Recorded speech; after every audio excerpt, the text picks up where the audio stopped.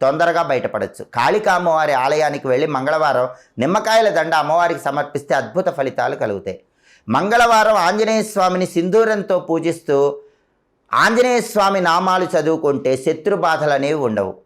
అలాగే మంగళవారం మధ్యాహ్నం 3 గంటల నుంచి 4:30 మధ్య ప్రాంతంలో రాహుకాలం ఉంటుంది.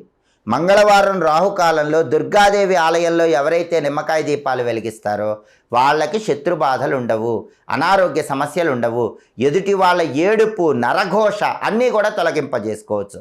మంగళవారం దుర్గాదేవి ఆలయంలో వెలిగించే నిమ్మకాయల దీపం అంత అద్భుతమైన ఫలితాలను కలిగింపజేస్తుంది. అలాగే మంగళవారం రోజు ఎరుపు రంగు వస్త్రాలను ధరించి ఇష్టదైవాన్ని ఎర్రటి పుష్పాలతో పూజించడం ద్వారా విశేషమైనటువంటి ప్రయోజనాలను సిద్ధింపజేసుకోవచ్చు. ఇంతటి శక్తి మంగళవారానికి ఉంది కాబట్టే ఈ ప్రత్యేకమైనటువంటి పనులు నిర్వహించండి.